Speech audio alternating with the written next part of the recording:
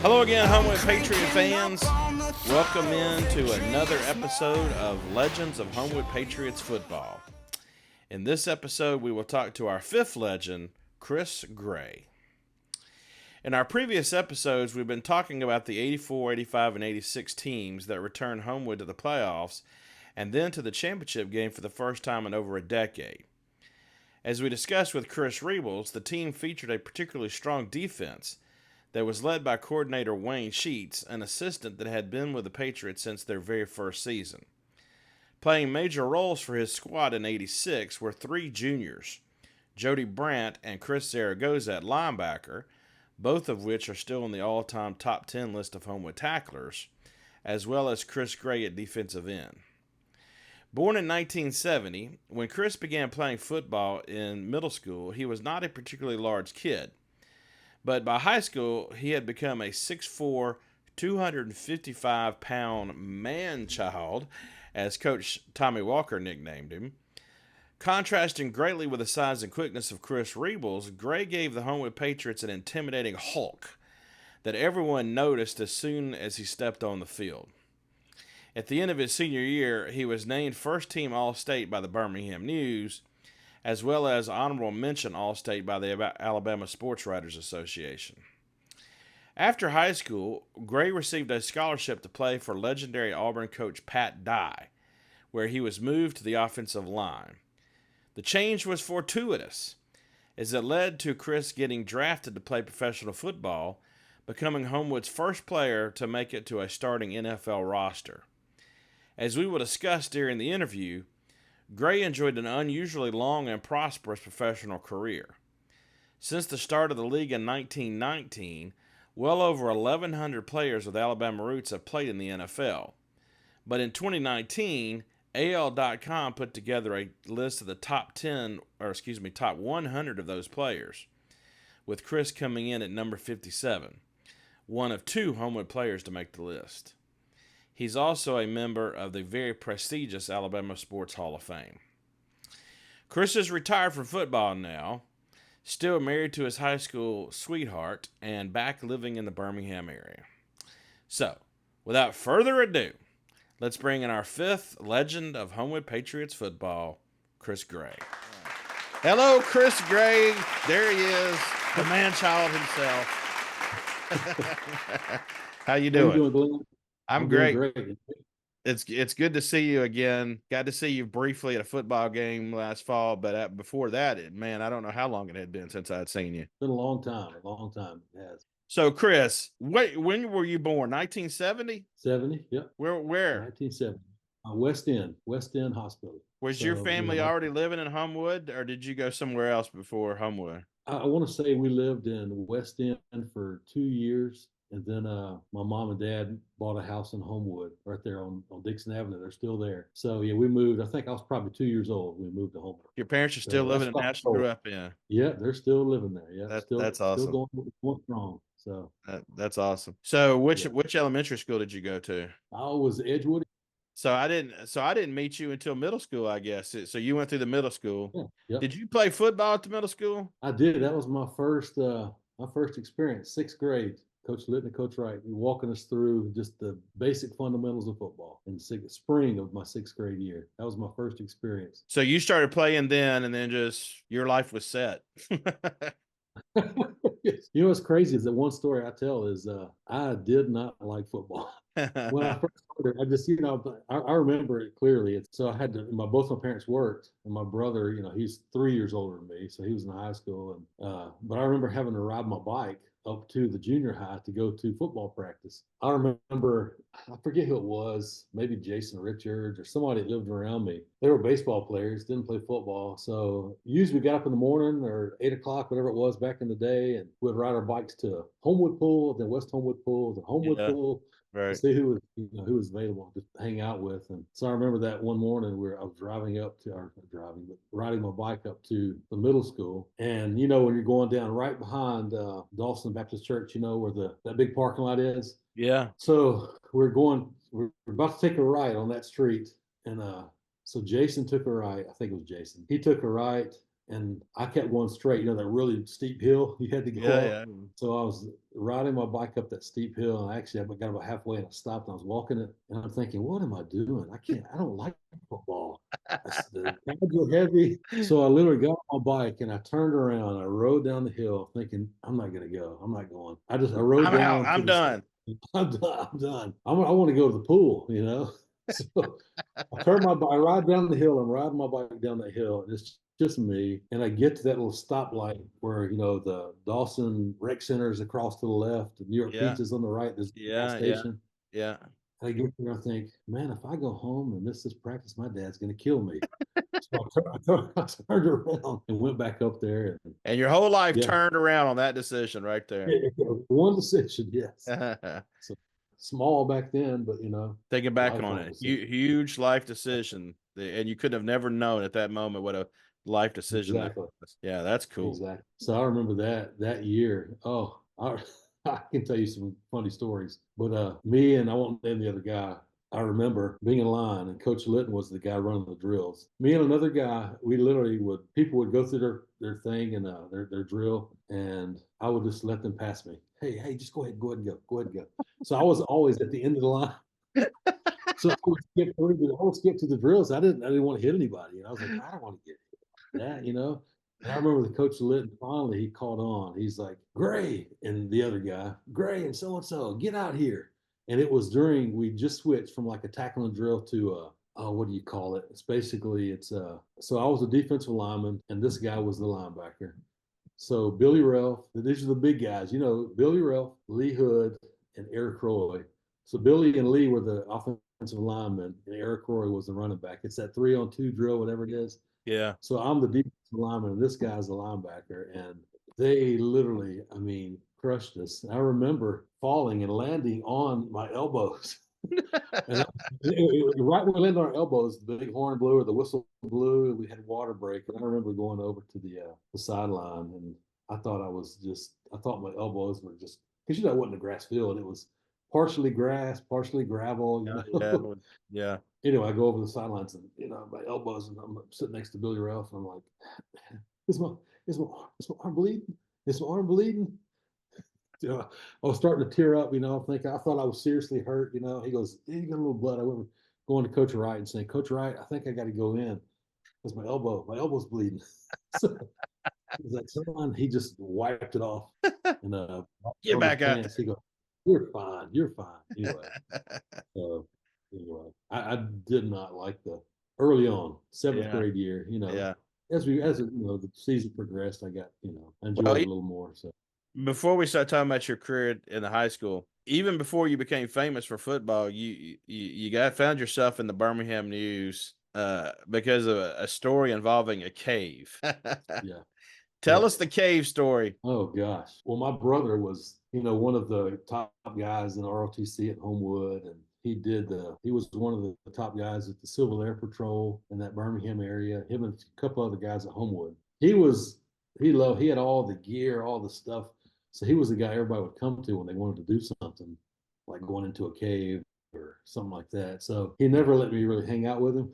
So I want to say it was Gardner Crew's older brother, Ben, Mike Roy, not Mike Roy, it was Brian Roy. I can't think of all the names. Maybe Chris DeShazo, I can't remember. So I don't know why I was in that group. They came over to get my brother because he had all the flashlights and the tools and the stuff to go do that stuff. And they had heard about this cave system over near Lake Purdy. So they're asking John, and he's like, "Man, I can't go. I've got to do some other stuff." And so I was like, "What do you think if I go?" He goes, "Yeah, you can go, sure." So they let me go, and I'm just following the older guys. I have no idea what I'm doing, and yeah, we get to this cave. We all go in. I go in with those guys in the cave, and I'm just like, "Hey, I'm the young guy here. These guys know what they're doing." And we got lost, and I remember when it was time to turn around, they're like, "Hey, it's been a while.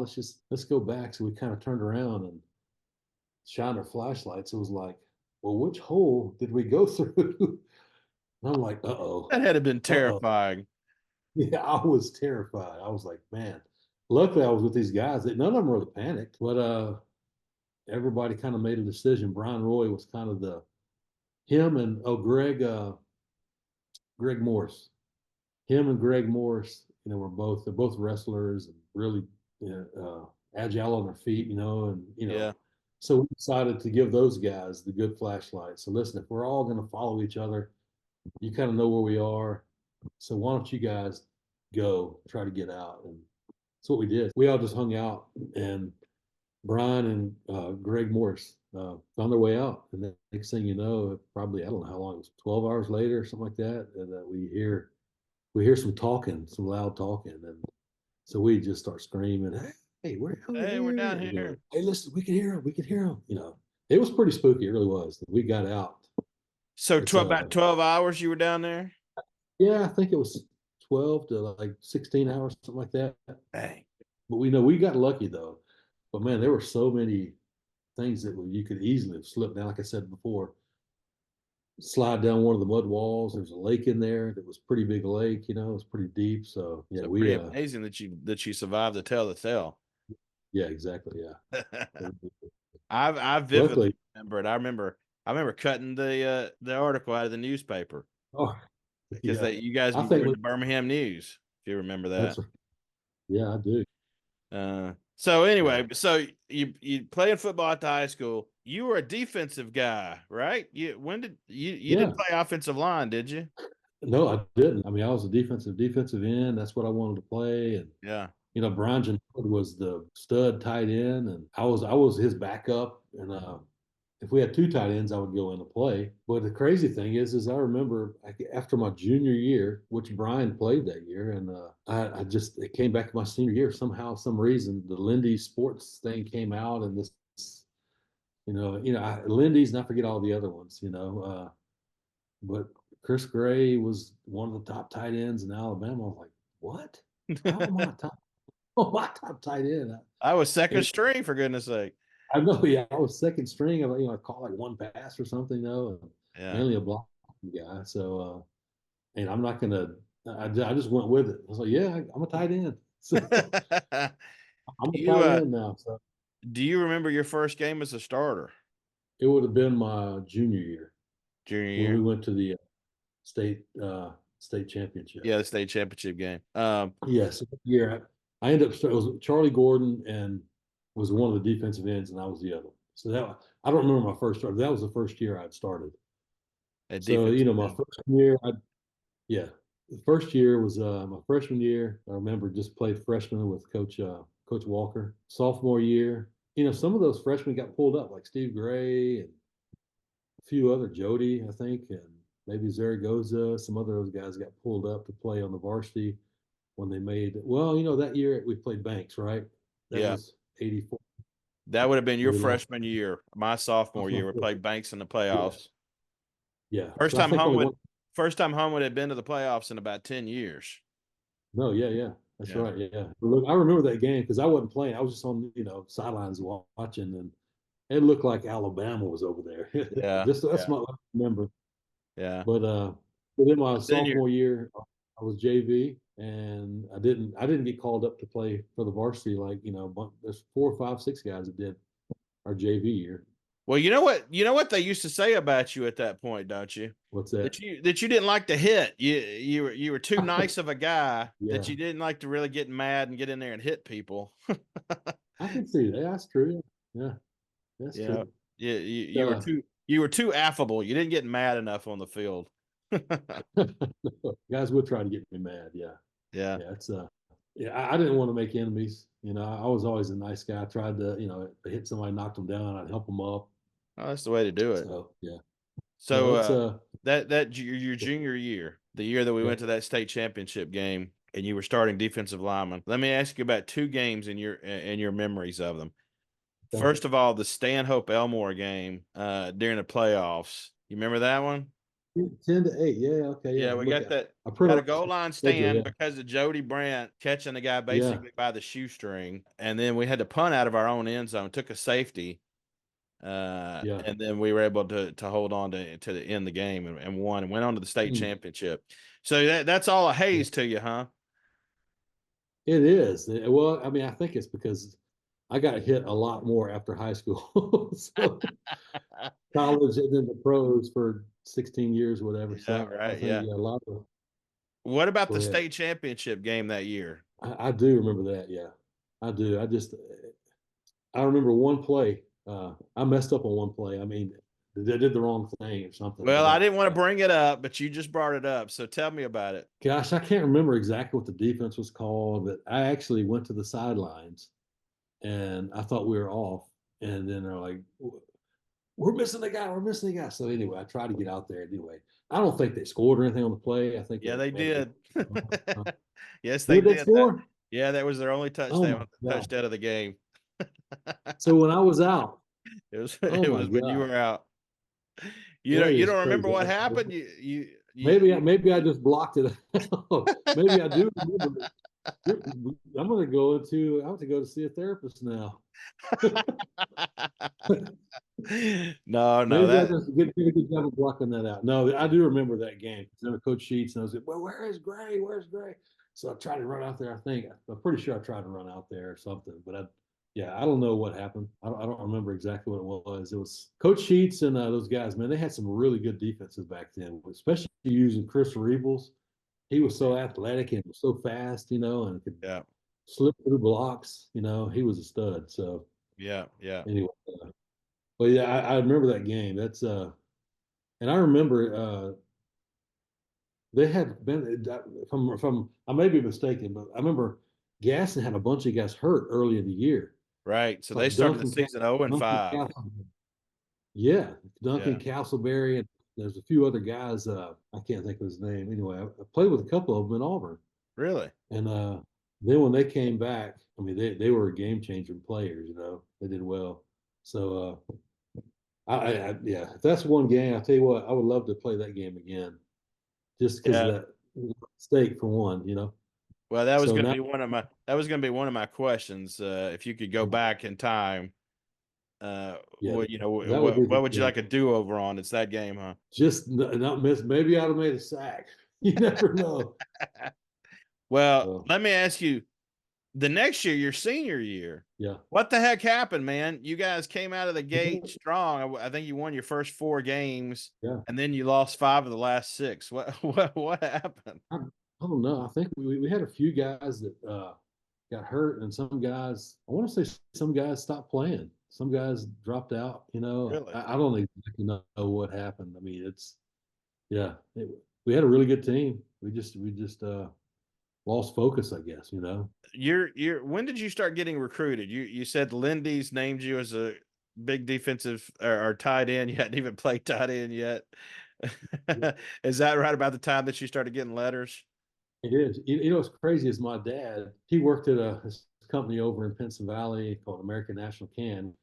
So he knew a lot of guys that owned trucking companies and biz. So he called them, and it was actually one of them was a Notre Dame alumni, and this guy was in Birmingham, I guess, and he either saw my game or sent my game to the Notre Dame, office, whatever. So my very first letter, I remember Coach Sheets walking in the this was my into my junior year during the spring. We're sort of doing workouts and that kind of stuff. Coach Sheets walked in the weight room with Chris. Hey, I got a letter for you. I'm gonna give you this letter. So I was like, okay. He goes, just come in after you work out. So I'll go in there after work out, and boom, University or Notre Dame, whatever. Yeah, And my very first letter was Notre Dame, which was I was like, gosh, Notre Dame. that's pretty big. Anyway, that was the start of it. Yeah, I think that was probably then all those magazines, I don't know how they got their information, but I'm sure as soon as any other team heard that Notre Dame was in the South, in Alabama, recruiting some kid, the other schools were like, wait a minute, why are they Yeah, down here? So I'm right. sure they all just piled on. So literally, probably 2 weeks later, I'm getting Kentucky, and I did get Alabama they recruited me for just man a month or two. That was it. So you mentioned Coach Sheets, who was defensive coordinator. Besides Gam, would you say that Sheets had the biggest impact on you, or would it have been Newton?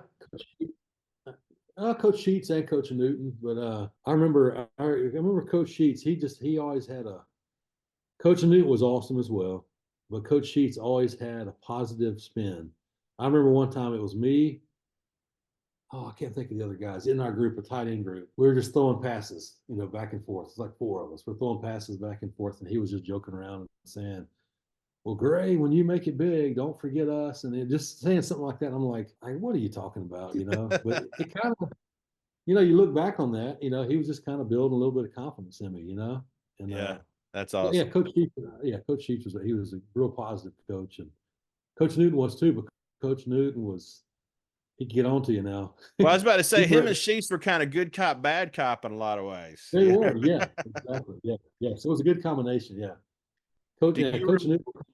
do Go you ahead. remember wrestling Coach Newton? I do, and he whooped me pretty good. Well, So the you may or may not know the rest of the story. okay, After you guys wrestled, I heard this from my own ear. This isn't third person. I heard yeah, this in my own ear. okay, After you guys had wrestled, he was telling the rest of the coaches about it. I think he was telling Sheets or Gann, one of the two. And yeah. he said, "Yeah, I just wrestled Gray." He said, "I'll never do it again."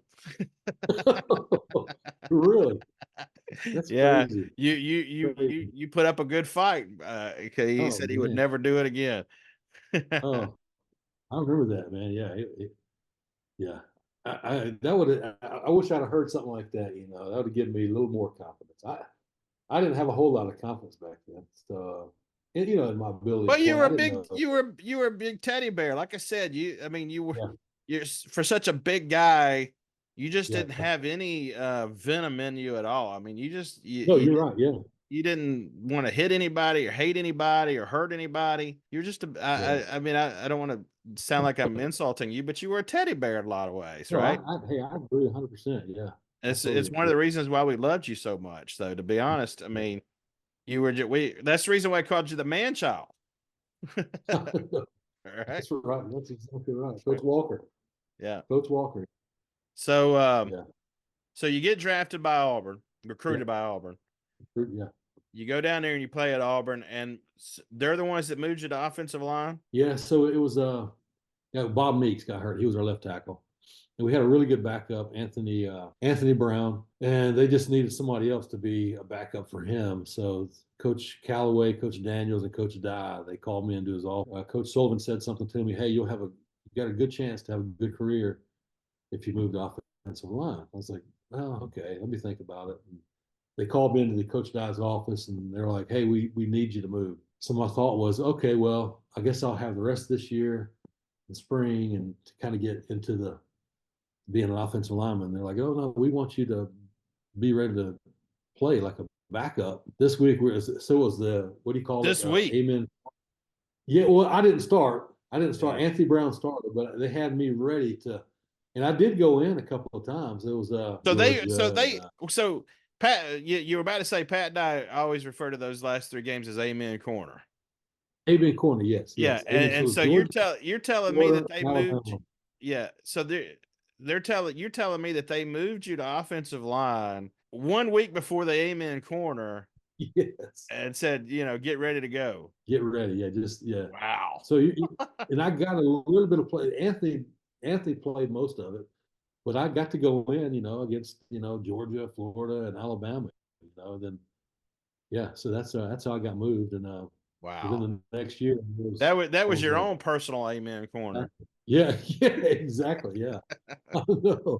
So probably the most famous game that you played in at Auburn was the worst day of my life. And that was the Oh, 1989 Iron Bowl. Pat Dye had insisted that game stopped being played in Birmingham when it was Auburn's home game. Wanted to bring it down to yeah, Auburn's campus, and for so long Alabama resisted, but Pat Dye finally got it down there to Auburn in '89. I was at that game, Chris, and Alabama was yeah, undefeated at that point. You guys had lost two games, I think, right? yeah, you're right. Yeah, we Uh, lost 2 games. but boy, you put it on the tide. What do you remember about that game? I mean, just the atmosphere going up to that game was unbelievable. Yeah, Especially that day. I mean, I've never seen a crowd like that. It was. You were there. I mean, I we did was our there. tiger walk. We did our little tiger walk going down. It was. I mean, you literally the police couldn't separate the people. I mean, you were still rubbing shoulders with the fans because it was so crowded and I don't know. I heard some stuff happen. They started rocking the Alabama. I don't know. they did something with the Alabama buses, but from our perspective, just us coming in and the crowd, the Auburn crowd there surrounding us and cheering us on, and people were just going crazy. Kill them, you can beat this team. It just you could see just everybody's like, we have to win this game. You could just feel it, Yeah, and yeah. I mean, they energized us a lot. I'll tell you what, Coach Dye did a good job getting us going. That I forget his speech, but he's got some kind of like Coach Bryant. He's got some really neat speeches, and emotional speeches, and so he had us going that game. And I'll tell you what, it didn't take it but much for us to get going because it was Alabama at home for the first time ever. So First time ever. So, we just felt like we had to win that game. So anyway, and well, then what's crazy is that I played a little bit of offensive line, and then our tight end Victor Hall got hurt, and they put me back in the '86 jersey. So I ended up playing tight end like the second half. Not the whole game, but I ended up playing at tight end oh, in the really? second half. Yeah, so they moved me from the offensive line to put a tight end jersey on. Some guys got nicked up, so I had to move. So After Auburn, you become the first Homewood player ever not to get drafted. Eric Ramsey got drafted, but yeah, you become the first Homewood player ever to land in the NFL. yeah, And you were drafted by Miami, correct? yes, fifth round. Fifth round. So you go on to play 4 years at Miami, one at Yeah, Chicago, and then what, 11 in Seattle? it's 11. Yeah, 11 in Seattle. So 11. you with Seattle, you guys had some pretty glory years, playoffs 5 years in a row, Yeah, yeah. and made the Super Bowl. And so you're you're a Homewood kid now playing in the Super Bowl. What's that like, man? Gosh, that was like that Gadsden game slash the Alabama Auburn game in '89. All it was exciting. I'll be honest, it was actually that whole week. You go for the whole week. We were in Detroit, and we were walking up the stadium, it was snowing outside. And anyway, it was a fun game, but that whole week going up to the Super Bowl was just, I mean, the schedule was, you had to do interviews, you had practice, you had to, certain meals. I mean, it was just, man, you were by the third or fourth, fifth day, you're like, let's just go to the game and play. I was worn out going into Just the that game. media So, circus. yeah, the media circus. And then I'll be honest, I mean, some of the guys on our team, the guys who are doing scout team defense, I mean, they're fired up too, but this is the only way they can, you know, get fired. They're trying to help us out, but they were going all out in some of those practices. I'm like, man, you got to slow down a little bit. This was this was like my 11th year or something. I was like, man, I'm going to be worn out for this game. So anyway, that whole week was a fun week, and but it was, to me, it was tiring. And that Super Bowl, yeah, disappointing for sure. And of course, all this. I don't know if you know it at all, but it had a few bad calls, Oh, I remember and the I game. say, We yeah, and they, all of Homewood was watching that game, brother. Everybody was yeah. watching that. All right, Chris, let me last question for you. Let me take you back to Homewood. All right. What do you take the most pride or happiness in about your time at Homewood? I would say just the relationships and the community there. It was really good. I mean, you look back and I hadn't seen you in a long time, but it's like we just, I know. you know, yeah, it's like we hadn't skipped a beat, reminiscing about all this stuff. And I see Jody a pretty good bit, and Chris Zaragoza, and quite a few people, in Birmingham. But Remember our wrestling videos that we did? yes, I do. Up there at Dawson, and somebody's, I think Lee's basement. I still have those wrestling videos. I need to show them to Oh, you. do you really? Yeah, Oh, wow. they're more hilarious now than they were then. I have Yeah, to show them to you. But also, yeah. let me ask you: you do still give me credit for getting you and Julie together, don't you? I do. Yes, yeah. Right there. I know. Yeah, I do. It's Let me tell the story to everybody. okay. I was a closer friend to Julie at that point than I was you. We were friends. You and I were pretty Yeah, good buddies. Remember, you used to come over to yeah, Cripple Creek pool all the time and swim and hang out. But Julie and I were really close. And yeah. one night she was talking about she wanted to find a boyfriend. I need to find somebody to date. Who do you think? Who do you think I should like, or something like that? So I started naming people, and I won't say their names, but I was naming people, and she would go, no, no. And I'd say, well, what about such and such? No, no. What about so and so? No, come on now, Glenn, come on. And then I finally said, how about Chris Gray? And I always remember she rubbed her chin. She goes, Chris Gray. Wow. And so I went to you like the next day and said, hey man, you know Julie Stillman, you just think about asking her out. And the rest is And it history. happened how long? Yeah, how long after But that? It I did. think Yeah. I think back on that story, and I say that I give myself credit for getting you guys together. But I think back on the story, and I start to actually wonder if Julie had you in mind the whole time and was just waiting for me to name you.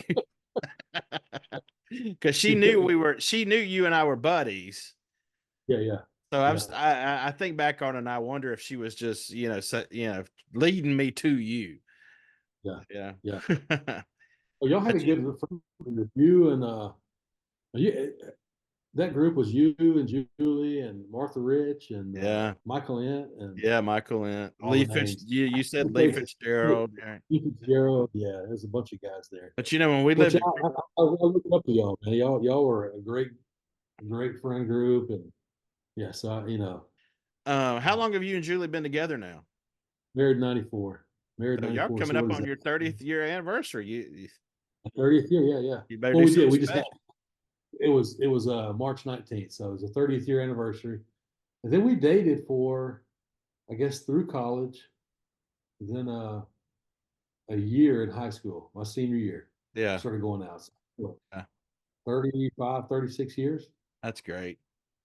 Long time, man. Thanks for doing All that. right, Chris. Now I'm going to do with you what I call Neato Stats, and all of this stuff is stuff that you obviously know, but Okay. that maybe the viewers don't know. So get ready for this, Chris. All right. You were Homewood's first representative to the Mississippi Alabama All-Star game. You were the first of only 3 Homewood players to make an NFL roster, as I've already said. One of only 2 Homewood players to play in the Super Bowl. The Isn't average that length of an NFL career is 3.3 years. For offensive yeah. linemen, it's 3.6 years. You played for 16. I mean, No, that in of that was a itself is blessing. amazing, my friend. That is amazing. Yeah. Average length is 3.3 and you played 16. I mean, wow. You got to be prideful of that. Yeah, that was yeah, that was grueling.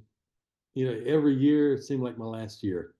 So I Yeah. think that's how I survived 16 years. I think my 16 my years. attitude. Some of the guys today, and even when I was playing, first round picks and guys who come in are expected to play. Some, not all of them, some of them. I think it's changed. The later I played in my later years, a lot of people had the attitude of, man, the NFL is lucky to have me, rather Yeah. than, man, I feel lucky to be here. You know what I'm Yeah. You saying? better be lucky that you're here while you're here. Yeah, exactly. Because I knew that it wasn't going to last long. So every year I was, And yet yeah, it did last long. Maybe that was the it reason did. why, It because you had did. the right attitude. Yeah, I So think that's what it is. Yeah. speaking of longevity, you still hold the Seattle Seahawks record for most consecutive starts, 121. You're ninth in Seattle Seahawk history in total games played, 145. Yeah. As we just said a minute ago, you made the playoffs 5 years in a row, 2003 to Yeah. 2007. You played every position on the offensive line while you were at Seattle. At some point, you played every position on the Well, offensive line. yeah, yeah, I did. Yeah. Yeah. You Yeah. won the Ed Block Courage Award, which if people don't know is voted by teammates as the person from the team that they consider to be a role model. That's got to be a great honor winning that in It 2008. was. Yeah. Uh, That was a good and one. That. you are an inductee into the Alabama Sports Hall of Fame. The only Yeah. Homewood player to be in the Hall of Fame. 3 Homewood coaches are there with you: Newton, Gannon, and Wright. Now Wright. That's right. But you're the only player at this point, still the only player in the Homewood Alabama Sports Hall of Fame. So, for all of those reasons, Chris, it is pretty clear that you are a Homewood football legend. Yeah. Well, thank you for that. That's yeah, I don't like to think of all that stuff. I am honored by all of that for sure. But I'm just a good old boy from Homewood. They got lost in a cave. Yeah, he got lost in a cave. Who actually just made the decision to turn around to go back to football practice, and look what happened. No, I Man, mean I yeah, worked. wow, that's a great story right there, man. Yeah. If you had gone on to West Homewood Pool and lounged, What who would have? knows? Who knows? Yeah, Wow, no, you're right. that's incredible. Okay, lastly, Chris, I want to do with you what I call rapid fire. When you were in high school, what was your favorite subject? I would say history, and I'm not saying it because of you. Because Mr. Hawkins, I like Mr. Hawkins. I remember him, Mr. Hawkins. Yeah, yeah. Mr. Hawkins, he was, yeah, I like the way he taught the history. So Well, that was my next anyway, question. Your favorite teacher? and I wouldn't say he'd be my favorite, but I would say by far my favorite teacher, and I hate to say one, is Miss Murphy, chemistry. She was, man, you know how, did you have her? I guess you took chemistry, so I don't know if you had No, her or no, not. no. I avoided chemistry, man, like the plague. Oh, well, man, she was detailed. She was hard on you, but she loved on you, which was what kind of teaching I needed. So What was your that's what was nice. What was your favorite lunchroom food? What immediately popped in my mind is the Salisbury steak with mashed potatoes. Most people didn't like that, but I loved it. I was When I about to say say, it's you like that more than the little square pizzas? I mean, come on. well, it was tied. It was tied. I was going to say then the square pieces, because I used to get, my mom gave me enough money to get two entrees. Yeah. So I got the double. So I get two slices of that pizza. I did love that pizza too, though. Chris, the year is 1986, the summer of 1986. It's Friday night. You're cruising around Homewood, probably going up to McDonald's to hang out with me and Julie. Yeah. What's playing on your cassette tape? I'm going to say back then I love rock, and I would the big group back then was obviously Bon Jovi Yeah. was the group, so probably a Bon Jovi Runaway or um, the other, Were you a Motley and Crue then man? For I, some reason, I'm associating you with Motley Crue. I did Motley Crue. Then I was going to say the Scorpions. One Motley Scorpion. Crue, the Scorpions, or Bon Jovi was the new hot group at that time. Yeah, So yeah. it was probably that. What were you driving? I had a maroon at that time. I had a maroon. So my sophomore, junior year, I had a maroon. Gosh, I'm drawing a blank. Chevrolet Impala, '78 Impala, 4-door. V8 I engine. think it was a V8 engine. Yeah, Oh I think man, yeah. get in trouble with an We used, engine to, we, like used, we that. used to take the big the air filter thing. What do you call the big pan? Yeah, flip it. Flip that thing over. Yes. So it made the loud noise. You had Yeah, the hot rod. yeah. Yeah, yeah. Where would you have been besides McDonald's? Where would you have been cruising to? Across the street to what was that? Shop a Stop snack. a snack. It was Shop a snack McDonald's. Shop a snack McDonald's. That's what we did. Yes, I man. remember. I remember it well. I remember it well. The other go-to place all the time was New York Pizza. Yeah, I miss New York pizza. I know, I do too. I know. It's New York Yeah. pizza. Did you spend a lot of time in the game room at the movie theater? What was it? Oh, Green yeah. Springs, the Green Springs Theater. Green Springs Theater. Yeah, yeah. Oh, yeah. That You remember that game room? was the place to go. Yeah. Yeah. I used to. What was your favorite video game? Do you remember? I want to say it was it still is Galaga. Oh yes, I'm still a Galaga man myself. I love Galaga. All right, Chris. Sum up your time at Homewood in 1 or 2 words. This is the toughest question. I would say a great journey, transformative journey. Yeah, just a journey. I mean, Yeah, just a well, really because I did. I came in. I wasn't the best student, even graduating. And man, just the love that the teacher showed you, the discipline that like Miss Murphy and Coach Gann and Coach Walker. I mean, what they instilled in you, what they taught you. It was just a great time. It really was. So and it obviously sets you up for an amazing football career. So yeah, yeah. Chris, I really appreciate your time. You are definitely a Homewood football legend. Yeah, thank you again for doing this, man. Yeah, I really do. I appreciate it. Cool. See ya. All right. Take care.